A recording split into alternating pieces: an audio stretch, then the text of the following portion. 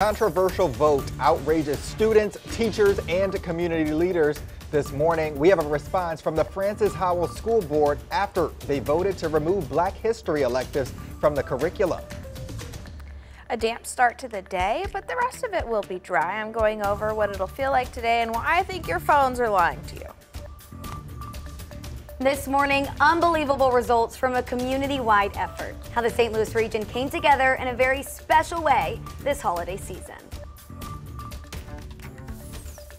This is Today in St. Louis, focused on you. All right, are you up? Are you up? I hope you are. We got something to comfort you there. You're looking at those teddy bears. We're taking a live look at a special Beyond Housing event in Pagedale. In about 15 minutes, we'll share how a St. Louis-based company is spreading some holiday cheer this season and how you can join in on the effort.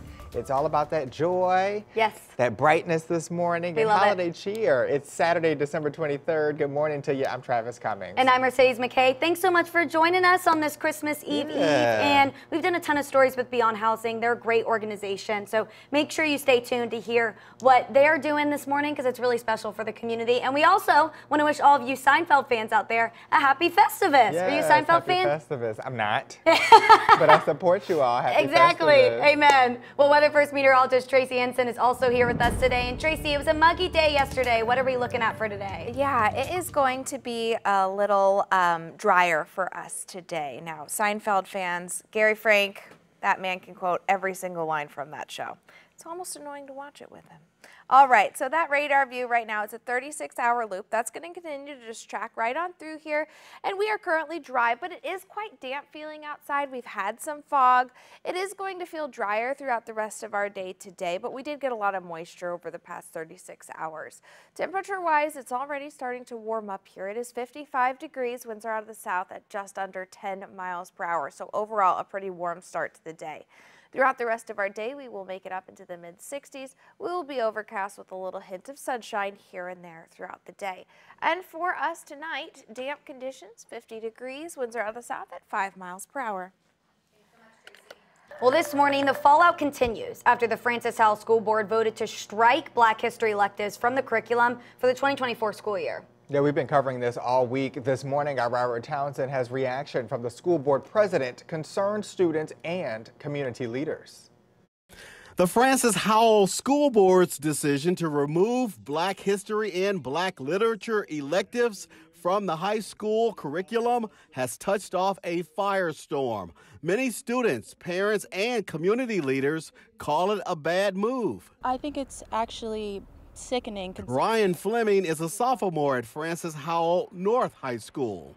I think it's extremely ridiculous that we're taking away an elective course that people are actively taking in order to better themselves and educate themselves. We're going backwards. Let them learn! Despite that fiery demonstration and hearing from fuming parents Thursday night, the board still voted 5-2 to drop the 2 Black-related electives from the curriculum at its 3 high schools. A total of 100 students were enrolled in the classes.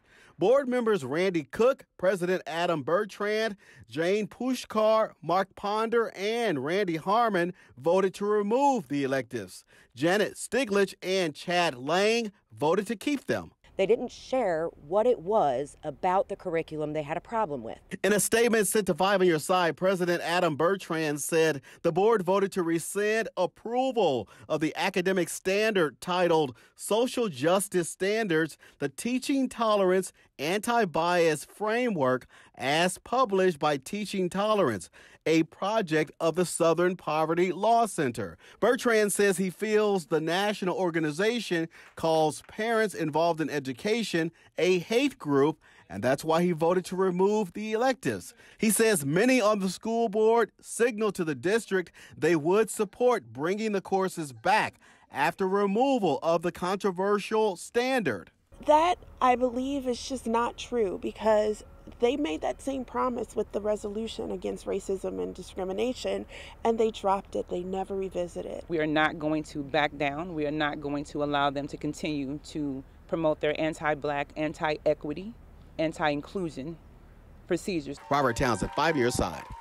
If you're a parent or an educator who wishes to weigh in on this topic, just send me an email. We're working on this story, continuing to follow it. That email is tcummings@ksdk.com. And right now, after 10 hours of closures, all lanes on Interstate 70 are back open at Jennings Station Road. Crews worked through the night to clear a tractor trailer that tipped after a 3-vehicle crash around 8 last night. The Missouri State Highway Patrol tells us the truck's fuel lodge was damaged and leaking onto the road there. They also say there were some injuries, but thankfully no one died. Right now, the homeless community in St. Louis is sending a strong message as we enter the winter months. This morning, the fence outside City Hall is decorated. Advocate Larry Rice and a few others put it together yesterday morning. Rice wants to send a message that the homeless aren't getting the same help they received in the past. Winter shelters that we've seen in previous years, they're not opening like they were before. They're not opening this year. We don't see a warming bus out here. We see lots of promises, but the homeless are left out here. The fences behind me were put up by the mayor's office to keep the homeless out of sight and out of mind. 5 on Your Side did reach out to the city for a response on that. A spokesperson says the city's winter operations for the homeless launched earlier this month. That includes 800 shelter beds available through March, and more could be added. Also, the St. Patrick's Center, Salvation Army, and some public library branches serve as daytime warming centers as well, and people can shelter in Centenary United Methodist Church when temperatures drop below 20 degrees. Well, this morning we have an encouraging update from the family of a little girl in the ICU. Less than 2 weeks ago, we spread the word about a community effort to make Christmas extra special for 4-year-old Stella while she waits for a heart transplant. Here are the results. Take a look at all these cards and gifts collected for her this holiday season. Stella, they got your back. Yes. This was truly a community effort from the entire region with about a dozen local businesses participating as drop-off locations. Merry Christmas to you, Stella. It's always wonderful when we can just rally around someone in need, and especially those, with health issues right now, because, they matter too this season. So. And it's always special when we put that word out. Yes. It's always great to see how the community responds. St. Louis is such a tight-knit community, so it just shows. And the St. Louis Children's Hospital does do a really good job of making that place feel special for those kids, but it is so hard for them being in that hospital this time of year. Absolutely. So we appreciate the community for stepping up. All right.